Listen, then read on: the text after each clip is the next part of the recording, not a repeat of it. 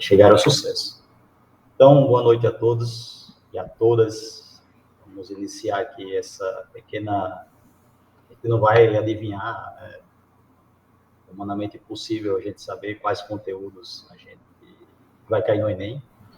Mas, como eu sempre digo em sala de aula, a gente tenta dar ferramentas para vocês terem sucesso. Tá? Então, conforme prometido, tem algumas questões aqui para a gente discutir, com foco principalmente no sistemas, né, do corpo humano, tá? Aqueles últimos conteúdos que a gente ministrou em sala de aula, que ficou pendente, né, de um retorno para vocês para só algumas questões, tá? Eu vou compartilhar aqui minha tela.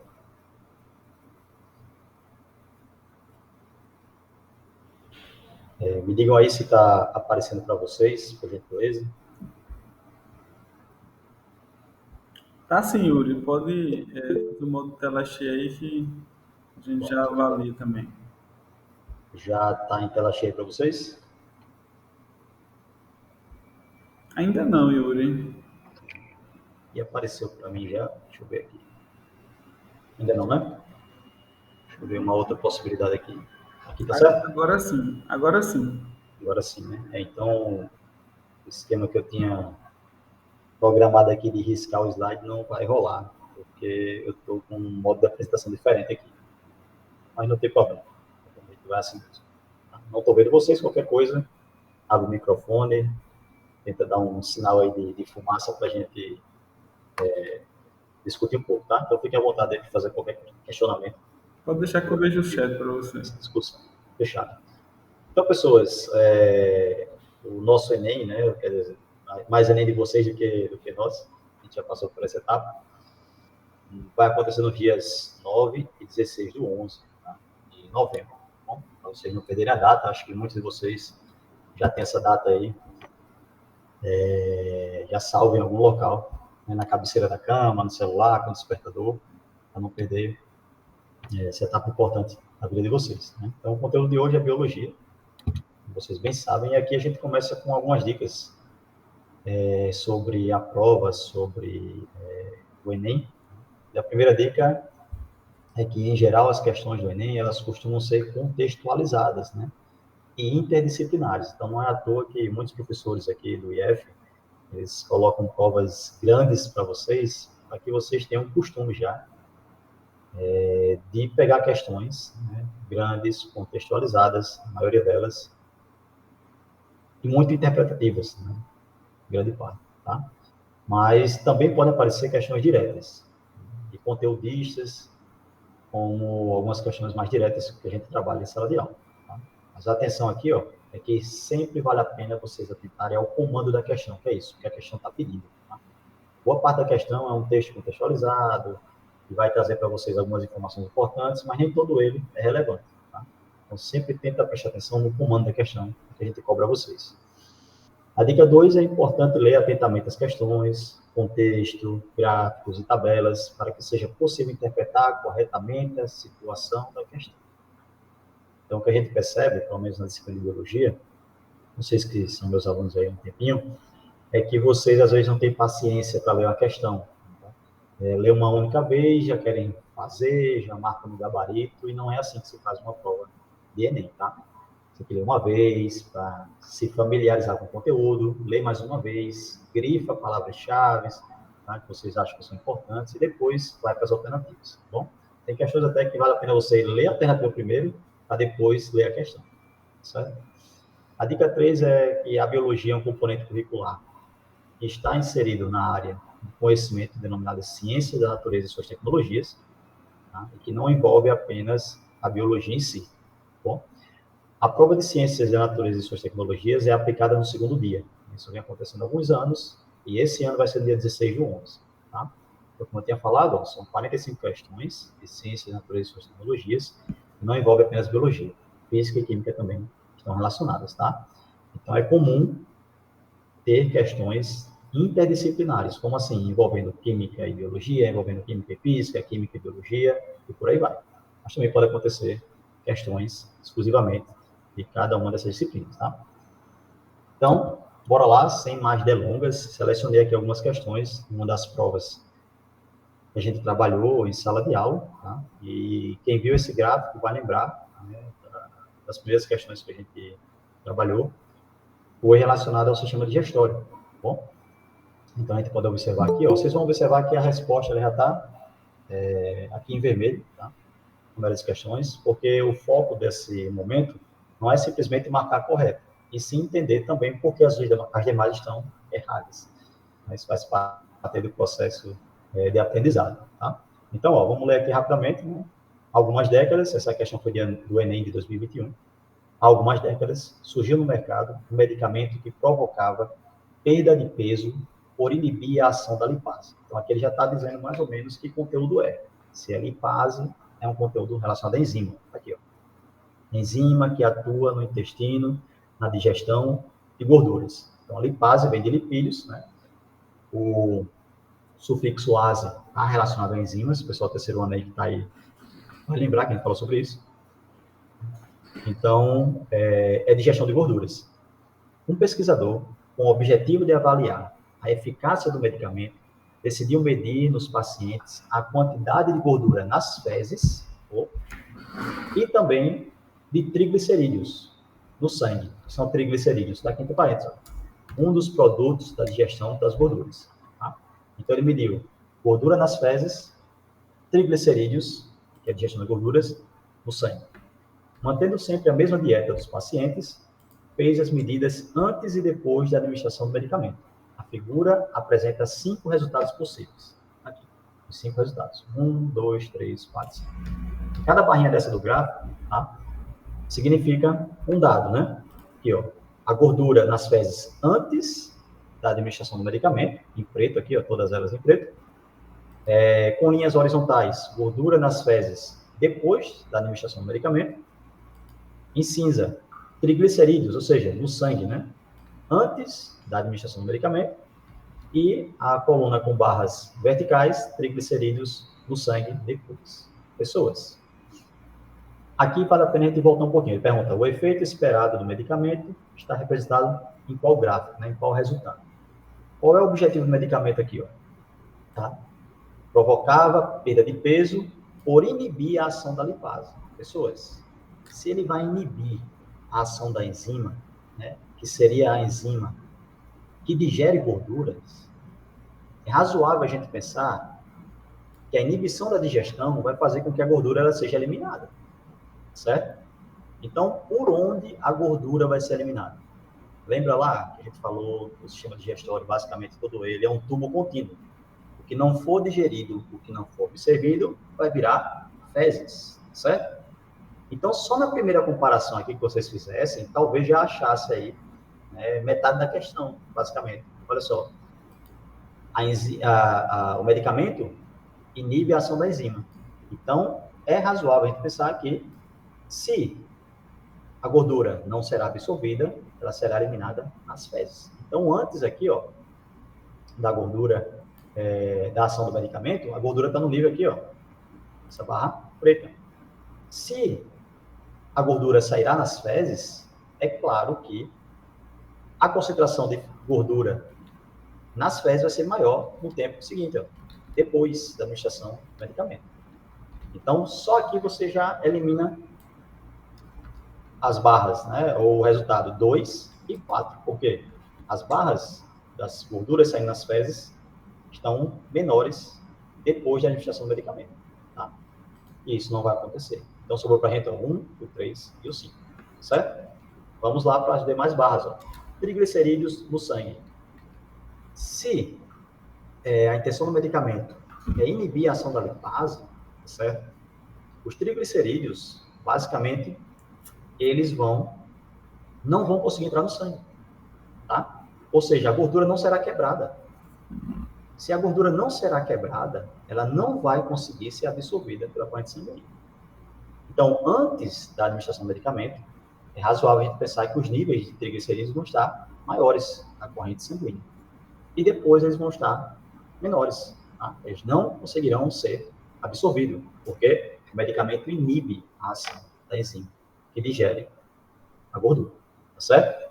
Então, aqui, ó, olhando para o gráfico 1, sim, ele representa bem essa resposta.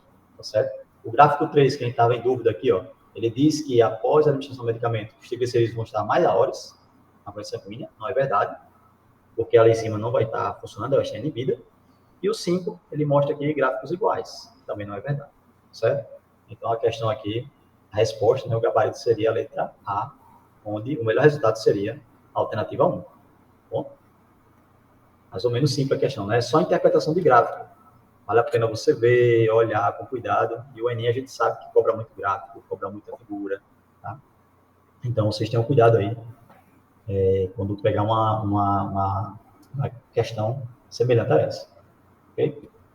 E aqui, ó, só para a gente embasar melhor, né, esse conteúdo, a gente viu que, até mostrei esse GIF para vocês, ó, que é no duodeno aqui, ó, na porção inicial do intestino delgado, onde vai acontecer o processo digestivo.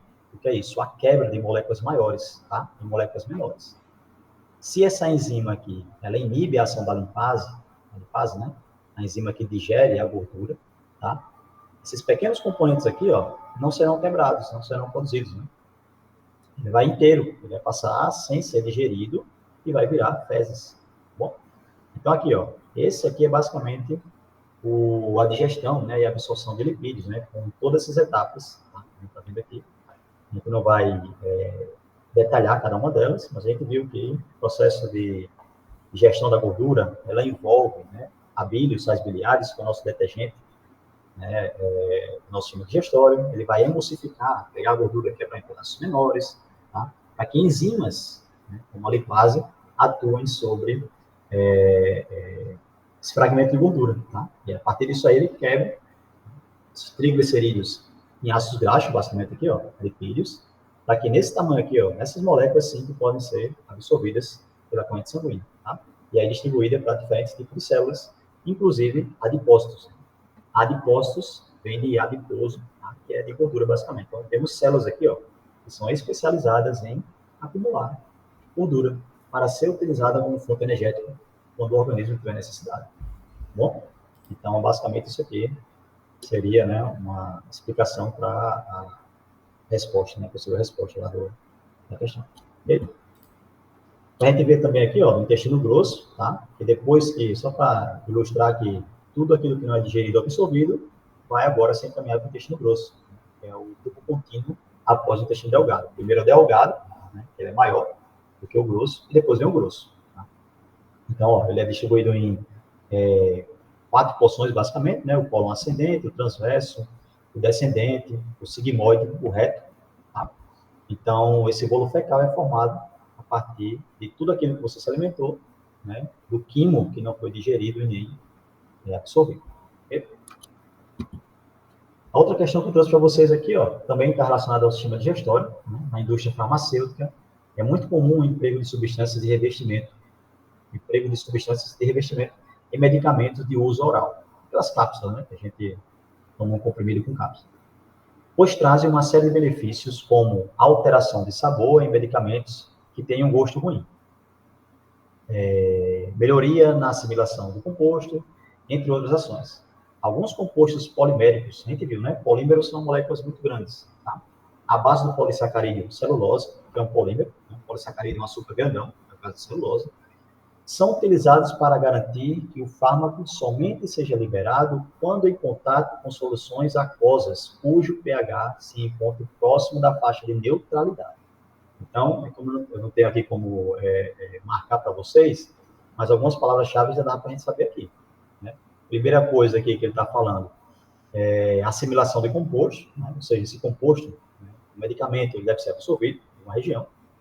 Ele fala aqui da celulose, polissacarídeo da celulose, e a gente sabe que celulose, ela não é digerida mais pelo nosso organismo, né? Acredita-se que no passado, sim, nós tínhamos capacidade de digerir celulose, e hoje não mais, tá? E ele diz aqui, ó, uma coisa importante, essa celulose que faz parte dessa cápsula, né, desse composto, ela vai meio que se dissolver, tá, em soluções aquosas com pH neutro. Então, seriam aí essas aí, algumas palavras-chave, tá? Questão pergunta: qual a finalidade do uso desse revestimento à base de celulose? Por que esse revestimento deve ser à base de celulose? Questão A aqui, ó. Diminuir a absorção do princípio ativo no intestino? Poxa, Ele já está revestindo ali o medicamento numa capa de celulose, tá? Para melhorar essa absorção no momento adequado. Seria diminuir essa absorção? Não, isso daí já estaria errado. Tá? Então, diminuir a absorção não é a alternativa correta.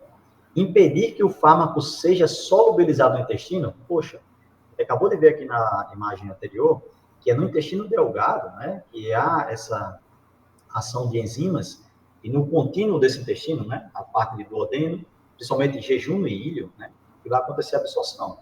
Então, impedir que esse fármaco seja solubilizado no intestino, não. Então, é nesse momento aí, é no intestino realmente, que esse fármaco ele vai ser absorvido. Então, essa questão aí, essa alternativa também está errada, tá? A letra C, que seria a correta, é a de garantir que o fármaco não seja afetado pelas secreções gástricas, porque essa é a questão correta. Pessoas, se vocês se lembram, o pH do nosso estômago é por volta de 2. Tá? É uma região muito ácida, ok? E a questão, ela diz aqui, ó, que a celulose, ela meio que vai se dissolver num pH neutro, próximo da neutralidade. Então, quando a gente toma essa cápsula, tá? E ela é direcionada lá para o nosso estômago, essa cápsula de celulose, ela não vai ser dissolvida naquela região, porque o pH é muito ácido, tá? O pH lá do duodeno, intestino delgado, é um pH mais próximo do neutro, 7,8 aproximadamente, tá? Então, lá no duodeno, lá no jejum, é que essa cápsula, ela vai, principalmente no duodeno, ela vai se dissolver, tá? Para encontrar um pH próximo daquele que vai auxiliar no seu processo de dissolução. Bom, a letra D, ó, permitir a liberação do precipitativo pela ação das amilases salivares. Ó, se você não lembra o que é a amilase, né, só o sufixo ase já sabe que é uma enzima. Mas salivar já sabe que é da boca, certo? Imagina você tomando medicamento agora, com essa cápsula de celulose, colocando na boca, e antes mesmo de você engolir, ele já começa a dissolver. Esse princípio ativo, né, do medicamento, chegasse no estômago, talvez ele não fosse completamente absorvido, e não teria um efeito mais preciso, tá bom? Então, ó, salivar está na boca. Amilase é amido, tá bom? É amido. É um carboidrato? Ok, certo? Mas não está relacionado aí ao que a questão está pedindo.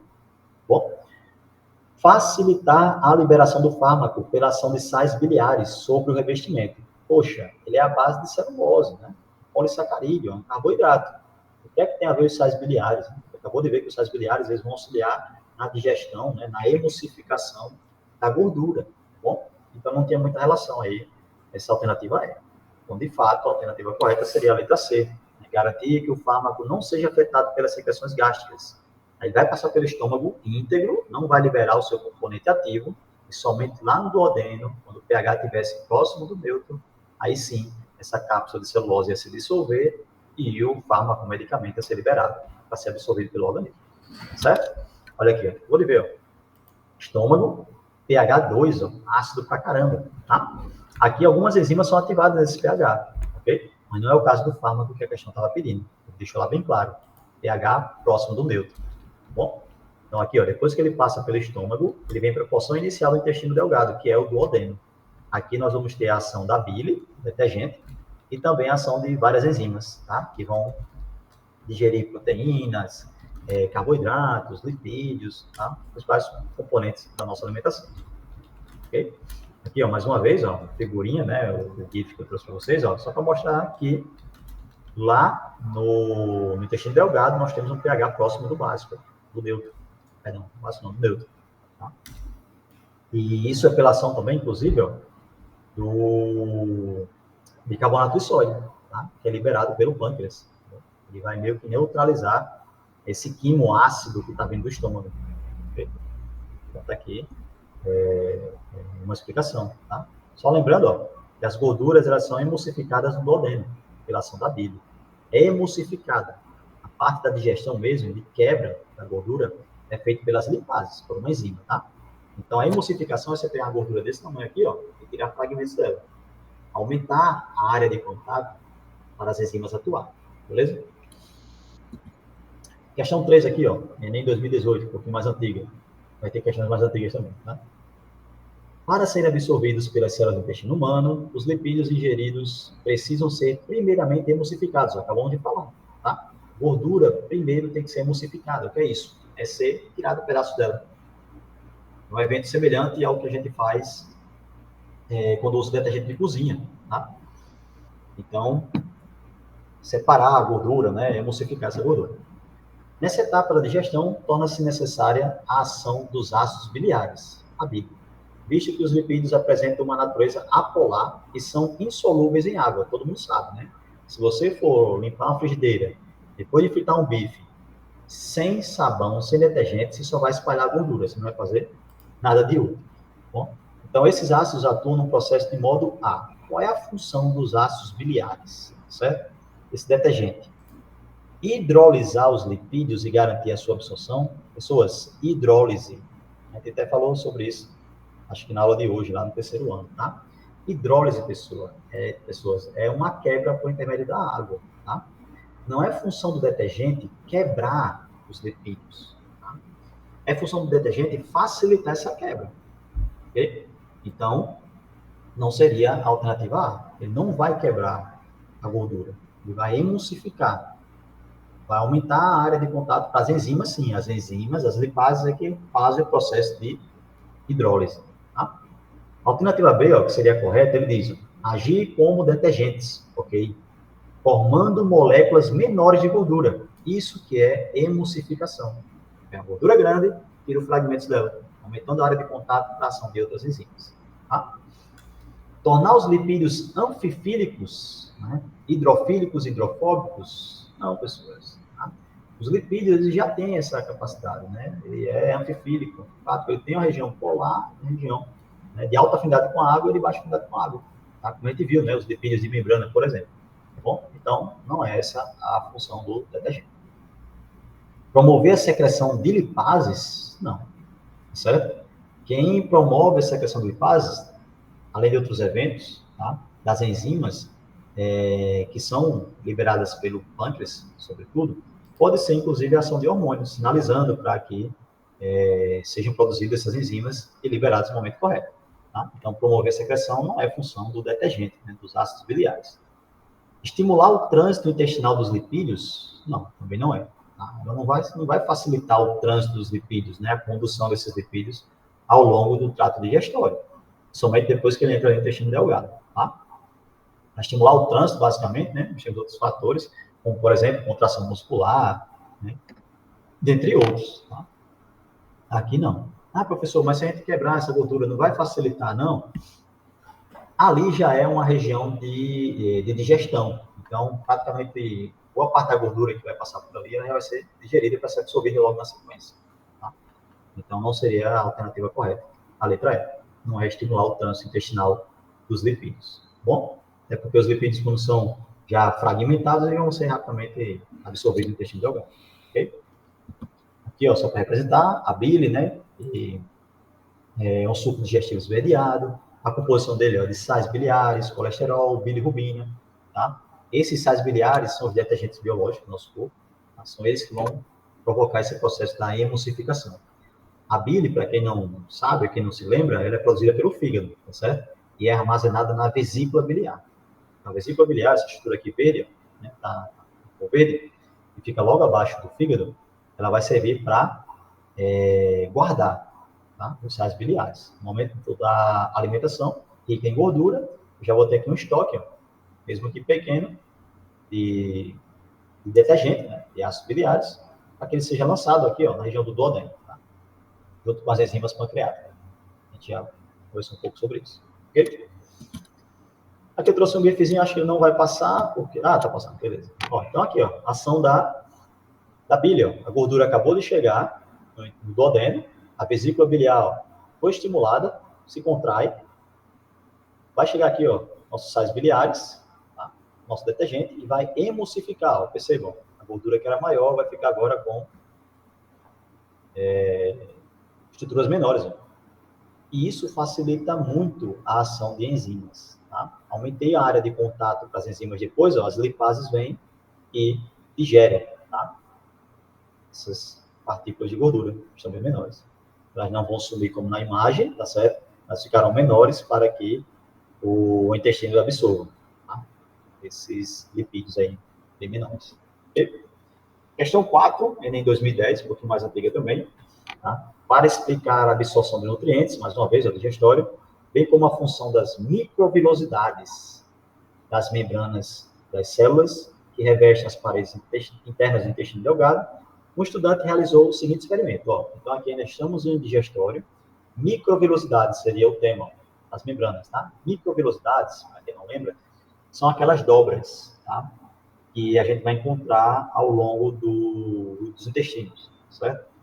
Então, quanto mais vilosidades, que são as voltas, tá, que a gente vai encontrar nesse intestino, maior a área de contato, certo? Até desenhei no quadro uma vez, né? Uma reta cheia de curvas, uma linha, né? Cheia de curvas, tá certo? E uma reta. Se a gente fosse pegar a mesma distância, a gente ia ver que se a gente esticasse a linha que estava curvada, ela ia ficar bem maior do que a linha reta. Okay? Então, é simplesmente as vilosidades, as pregas, que são dobras maiores, né, mais visíveis. As pregas, as vilosidades e as microvilosidades, principalmente tem a função de aumentar a superfície de contato, a área de contato. Bom, então ele pegou, ó, colocou 200 ml de água em dois recipientes, 200 ml de água cada.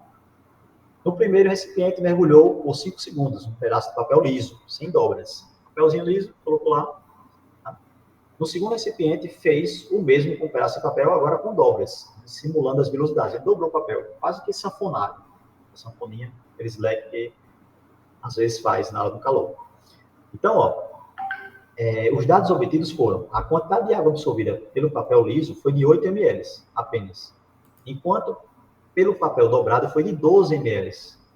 O papel que estava dobrado absorveu mais água. Tá?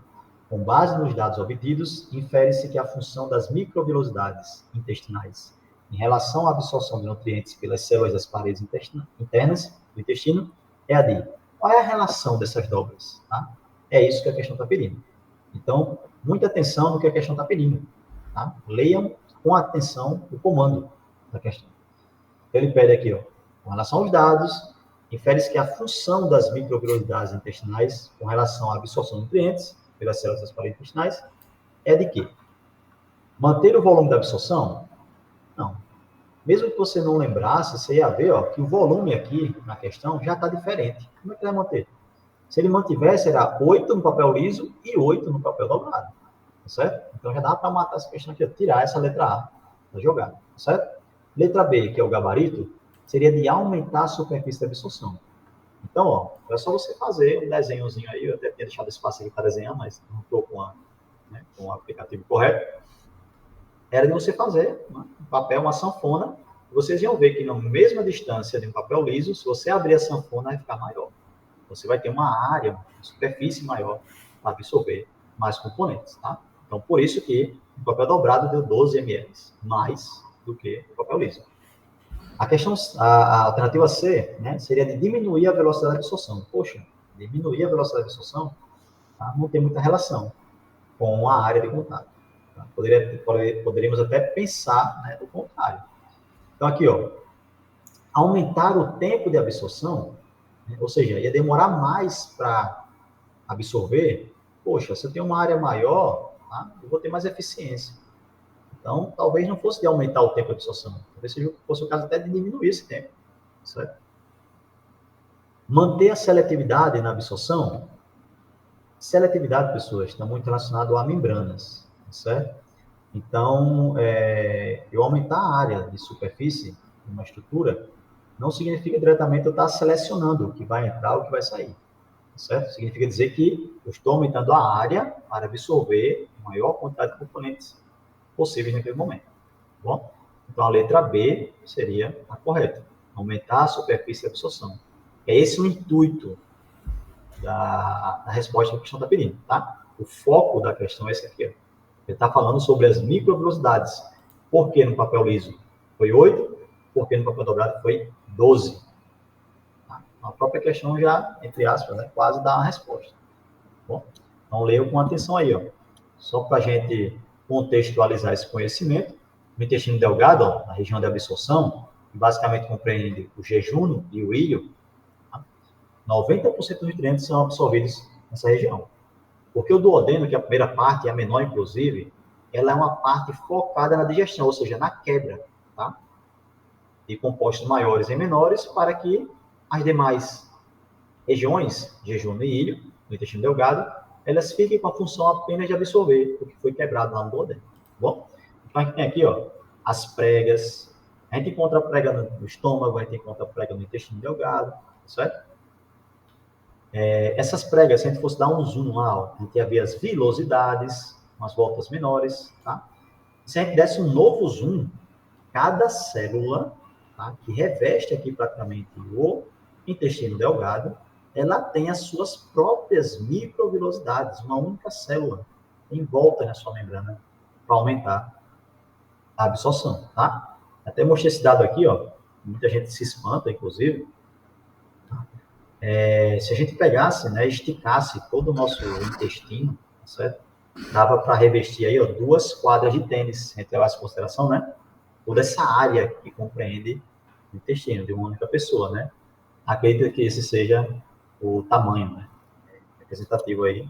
A gente conseguir esticar todas as microvilosidades, todas as vilosidades, todas as pregas, todo o nosso intestino. Tá mais ou menos isso. Ok? O intestino grosso. Só para a gente fazer uma comparação, tá? Não existem pregas ou vilosidades no intestino grosso, aquele que é o responsável por formar o bolo fecal, mas as microvilosidades estão presentes. As células possuem microvilosidades, tá? É isso, basicamente. Okay? Questão 5, tá? Questão do vestibular aqui em 2000. Qual cirurgia comprometeria mais a função do sistema digestório? E por quê? Olha aqui, dá um exemplo. Qual cirurgia comprometeria, tá, mais a função do sistema digestório e por quê? Primeira cirurgia, a remoção dos 25 centímetros iniciais do intestino delgado. Você marcou aqui, ó, o duodeno. Eu acabou de falar. Essa porção do duodeno, a parte inicial, é a parte responsável por digestão. Pegar moléculas maiores e transformar, e quebrar em moléculas menores. Ou a cirurgia 2, a remoção de igual porção, ou seja, 25 centímetros, do início do intestino grosso. Eu mostrei uma imagem aqui, né? O início do intestino grosso basicamente compreende a região ali do séquio, a bolsa cega, e o colo ascendente, tá? Qual é que seria mais prejudicial para o organismo? Certo? A alternativa correta, né, o gabarito, seria a letra A. A remoção do duodeno é mais grave, mais drástica. Por quê? Eu acabou de falar, ó, é a região importante para a digestão, certo? Sem digestão, sem a quebra dessas macromoléculas, não tem como o organismo absorver nenhum nutriente, tá? Se você corta os 25 centímetros ali iniciais, você está levando o duodeno completo, basicamente, tá certo? Então, o organismo perde essa capacidade de digerir, quebrar macromoléculas em moléculas menores para serem absorvidas na corrente sanguínea e distribuídas para o seu organismo, tá? A alternativa B, ó, a remoção do duodeno seria mais drástica. Ok.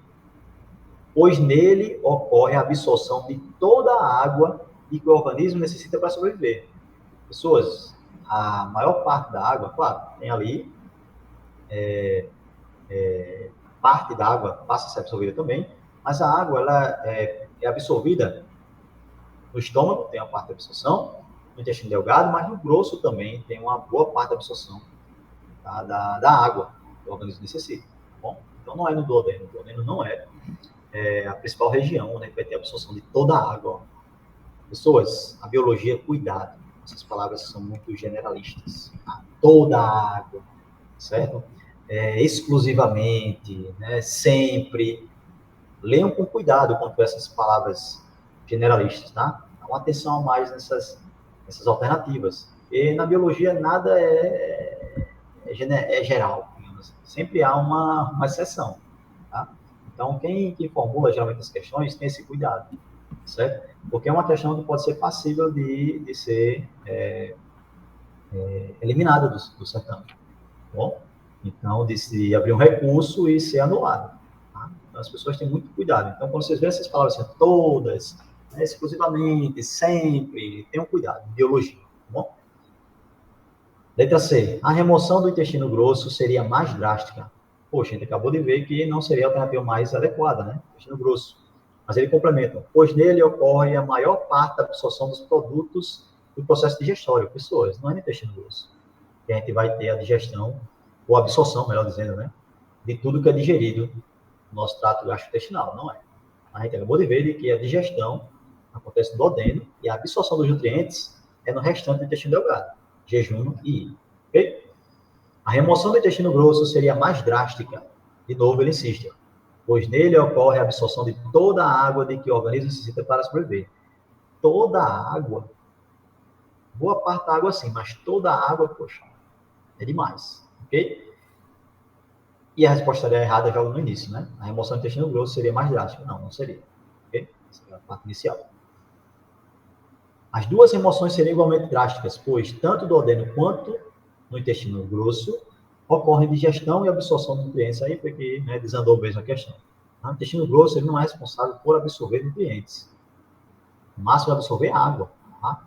No intestino grosso nós temos a região também que produz vitaminas, na parte inicial, pela ação de bactérias que estão ali naquela região. Tá bom? A digestão e absorção, basicamente, de nutrientes é no intestino delgado. Então a letra E é a mais absurda de todas. Okay? Só para complementar, ó, intestino delgado, tem 3 metros de comprimento, 1 metro e 4 centímetros, por isso que ele é delgado comparado ao grosso, tá? Ele é mais fino, responsável por 80% da digestão, pessoas. 80% da digestão. Os outros tá em relação à boca, processo de mastigação, né? A ação de amilase salivar, ali, e também o estômago, certo? O estômago também participa desse processo de digestão também, com os ácidos, né? O ácido gástrico, tá bom? É dividido em 3 regiões, como a gente falou, o duodeno, a menor parte, no entanto, é nele que acontece a digestão, jejum e ilho, que são partes apenas de absorção. Tá bom? Mais uma vez o intestino grosso aqui, ó, ele é grosso porque o diâmetro dele é maior, comparado ao delgado, tem 7 centímetros, e aqui vai acontecer a absorção de água. Tá? Acredite aí, uma média que apenas 10% da água é eliminada nas fezes. Nosso corpo, como a gente já falou, ele é muito econômico na água. Ele só vai liberar realmente água quando houver necessidade pelo organismo. Ou seja, a formação do bolo fecal demanda água, certo? Porque ele sai ali da maneira mais, né, tranquila, por essa região terminal do tubo digestório. Tá bom? Mas como a gente falou, produção de vitaminas naquela região também, formação e eliminação das fezes, e ele age de maneira lenta. A questão 6 aqui, ó, vamos adiantar mais um pouquinho. Agora está na parte de osso. Eu vou pular aqui agora, vou botar uma de cada questão aqui, para a gente não ficar só no digestório. Questão de muito tempo aqui só no digestório. Apesar de ser o maior conteúdo, tá? Tem bastante coisa de digestório no Enem. Mas, ó, essa questão aqui ele se chama esquelético. Osteoporose é uma doença caracterizada pela baixa densidade de massa óssea total e pela deterioração da microarquitetura do tecido, levando a um aumento da fragilidade óssea. Algumas células presentes no tecido ósseo são representadas na figura ao lado. Tá aqui, ó. Nós temos células osteogenitoras, osteogênicas, osteoblastos e osteoclastos. Tá? Algumas células presentes no tecido ósseo são representadas. Considerando as informações apresentadas e os conhecimentos sobre o tecido ósseo, é correto afirmar que na osteoporose pode ocorrer. O que acontece na osteoporose? Tá? Aqui seria interessante vocês lembrarem, né, dos conceitos do que é que um osteoblasto faz e um osteoclasto faz. Tá? O osteoblasto, pessoas, são células ósseas responsáveis por fabricar tecido ósseo. Os osteoclastos são de meio que de digerir, né, de retirar ou moldar ainda o tecido ósseo. Okay? Então, ó, o gabarito seria a letra A. Ele pergunta aqui, ó, considerar as informações, é correto afirmar, né, que é a osteoporose. Por que acontece a osteoporose? Esse é o comando da questão. Acontece porque há um aumento na degradação da matriz óssea pelos osteoclastos. É isso, tá? A matriz óssea começa a ser digerida, né, consumida, pela ação dos osteoclastos. Ok? Então, na fase idosa, né, principalmente, as pessoas que desenvolvem osteoporose vão ter mais ação de osteoclastos do que osteoblastos. Eles estão atuando de maneira conjunta no seu organismo, tá? Sem problema nenhum. Nossos ossos são depósitos de cálcio para a gente. Quando a gente precisa de cálcio, remove do osso. E quem remove esse cálcio do osso, né, quem auxilia nesse processo, são os osteoclastos. Só que na fase idosa, a pessoa que desenvolve osteoporose, esse processo é mais intensificado, tá? Na osteoporose, há um aumento na absorção, na reabsorção da matriz orgânica pelos osteoblastos? Não, você não constrói o osso na osteoporose, tá? Que é a função dos osteoblastos. Redução da degradação da matriz óssea pelos osteoblastos, se é degradação da matriz óssea, não é osteoblasto que faz, são os osteoclastos com C. Redução da reabsorção da matriz orgânica pelos osteoclastos, não, também não. Tá? Redução da reabsorção da matriz orgânica pelos osteoclastos não seria correto. É invertido aqui. Aumento da medula óssea vermelha em detrimento da medula óssea amarela não tem relação com a osteoporose, essa troca, né? O aumento de um em detrimento da redução da outra, certo? Não tem essa relação. Então, a resposta vai ser a letra A. Por quê? Ó, tá aqui, ó. Uma das funções do nosso esqueleto é ser estoque de cálcio. Bom, armazenamento de cálcio. Então, sempre no nosso organismo está acontecendo isso. Ó. O cálcio é retirado do sangue e colocado no osso. Quando o nosso organismo precisa de cálcio, retira do osso e joga no sangue. Tá? E através desses hormônios aqui, ó, há essa regulação. Nesse evento de retirar cálcio do osso e jogar no sangue, quem faz isso são os osteoclastos. Okay? As principais células aqui, ó. Osteoblastos, qual é a função dela? Formar a matriz do osso, ou seja, construir osso. Osteoclastos, reabsorver o osso. Tirar o cálcio dele, basicamente jogar na corrente sanguínea. Osteócitos são osteoblastos já maduros, certo? Vão manter ali a estrutura óssea. E as células osteogênicas, gênicas, ó, gênesis, formação. É a nossa célula tronco do osso. Ela tem a capacidade de se converter, qualquer célula aqui óssea, dessas aqui, sempre que o organismo demandar. Ok?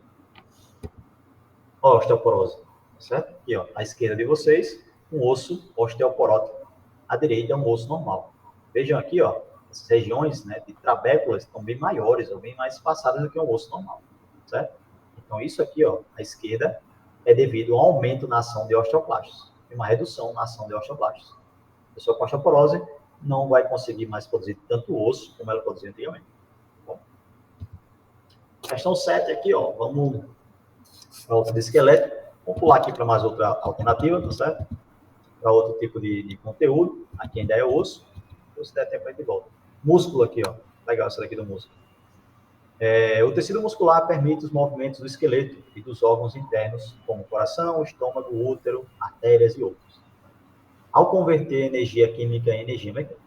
Entre os tipos de tecido muscular encontra-se o tecido estriado esquelético, que apresenta como características pessoas. Nós temos 3 grandes grupos de músculos, né? O esquelético, tá?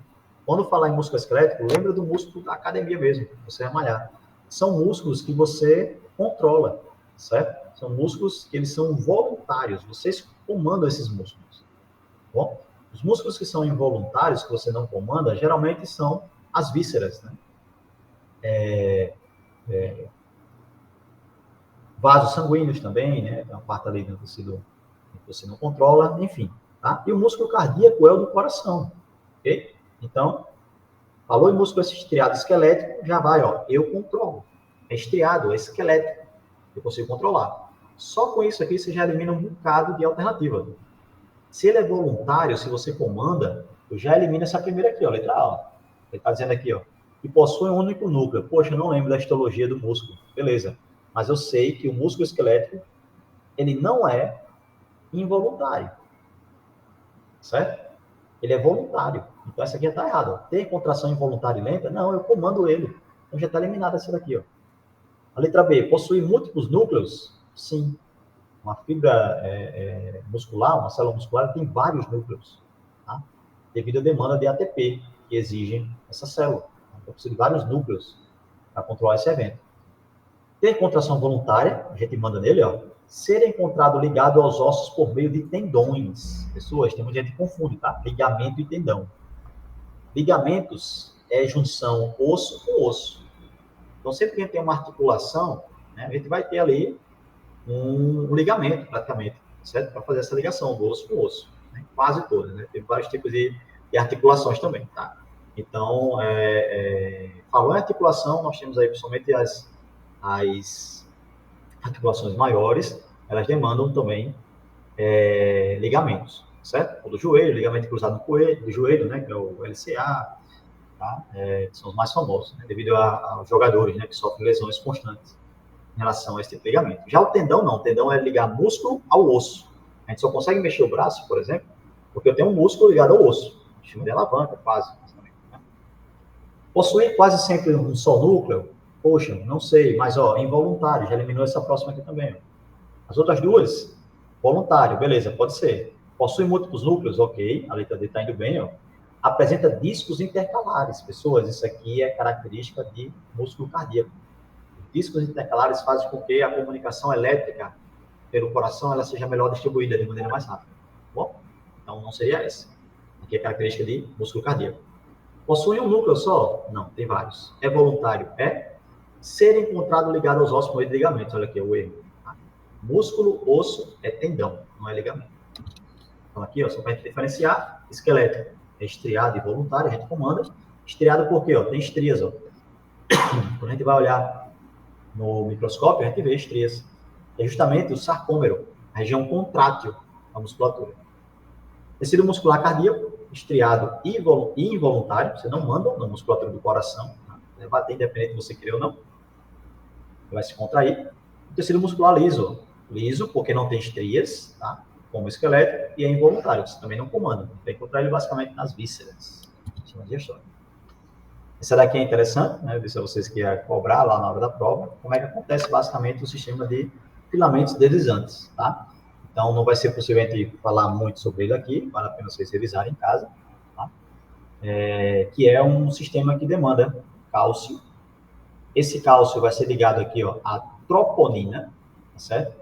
Que a troponina vai fazer uma modificação na estrutura da tropomiosina, permitindo com que a quitina e miosina se conectem, né?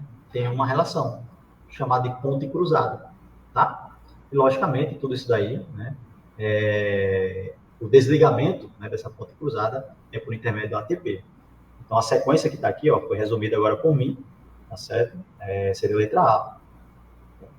Então, é assim que acontece aí parte do evento da contração muscular, que é o que está aqui, Nós temos um comando do neurônio, né, com a musculatura, porque a musculatura esquelética, esse exemplo aqui que a gente está dando, tá bom?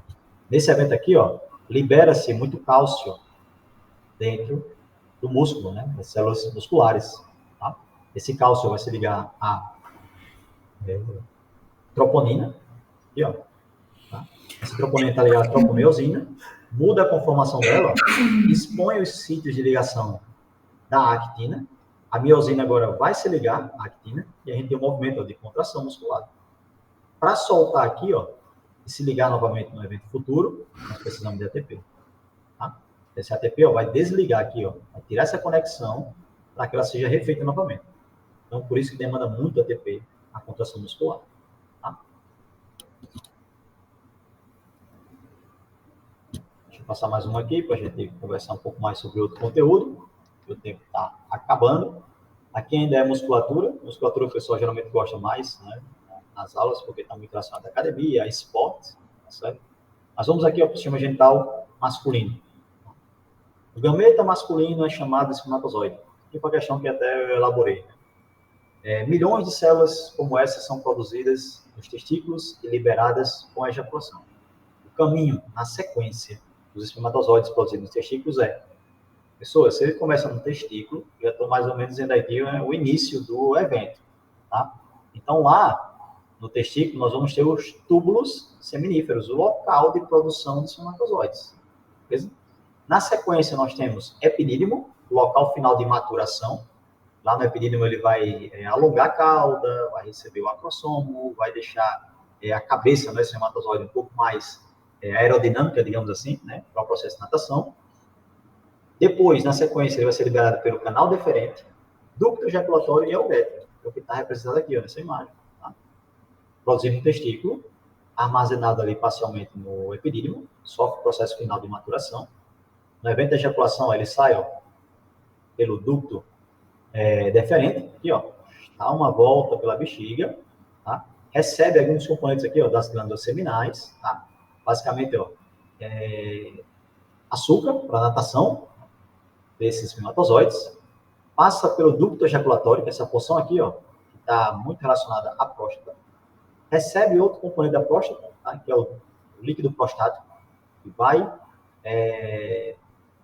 meio que regular o pH, tá, desse sêmen, né, desse fluido, certo? Na sequência aqui, ó, ele vem pela uretra, corpo do pênis, e aí ele é liberado. Bom, tem a parte aqui da uretra prostática, né, e depois a uretra, e ele é liberado. Mas esse seria o caminho do espermatozoide. Ainda tem aqui, ó, a glândula bulboretral, só falando da última glândula aqui, que é ela que produz o líquido pré-ejaculatório, aquele que lubrifica, né, limpa as vias aqui da uretra, tirando aí resíduo de urina, em alguns casos, tá? E melhorando também o processo da penetração, né? Um líquido viscoso. Bom, então esse é o caminho, tá? Então seria a letra A, ou perdão, a letra B. Tubos seminíferos, epidídimo, canal deferente, ducto ejaculatório, e aí vem o uretra. Certo? Essa daqui estava muito fácil, peguei a questão lá do Cefet, né? No geral, 2014, um pouquinho antiga também.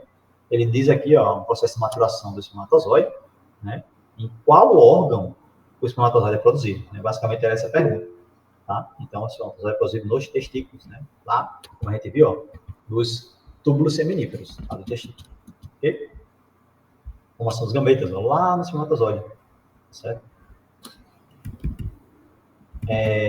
Vamos aqui para uma questão de sistema genital feminino, tá certo? Essa questão de hormônios aqui também é outra.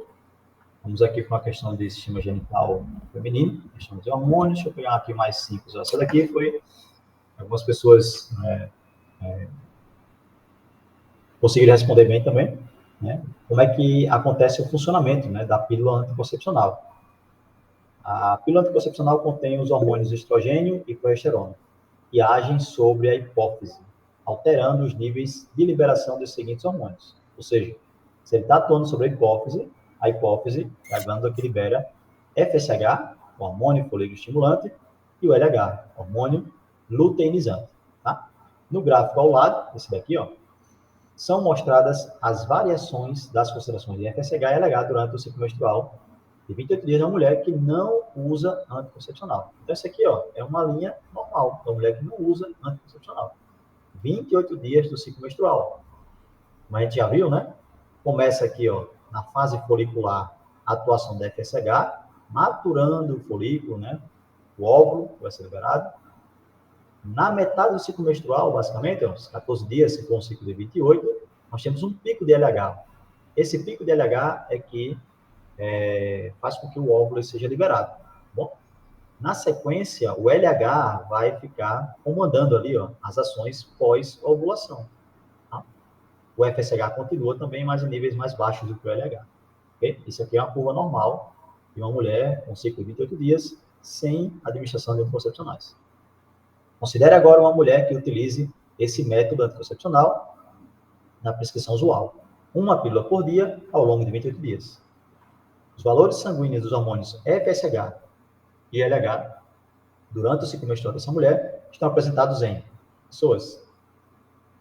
Se eu disse que isso aqui, ó, é um gráfico normal, tá? Qual é o gráfico que está igual a ele? Esse daqui, ó. Já elimina a letra C. Está igual, ó. Então, não é o gráfico da mulher que está usando anticoncepcional.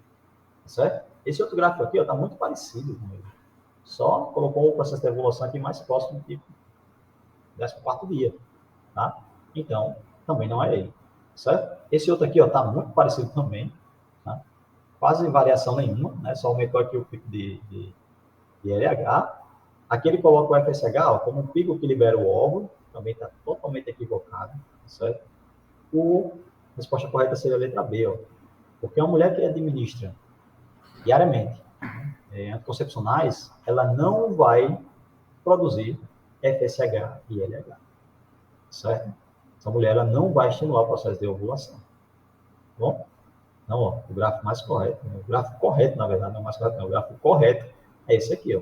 Níveis muito basais de FSH e LH. Tá? Não há o estímulo para a produção deles. Porque essa mulher já está administrando estrogênio e progesterona. Bom? Seu organismo. Vamos aqui.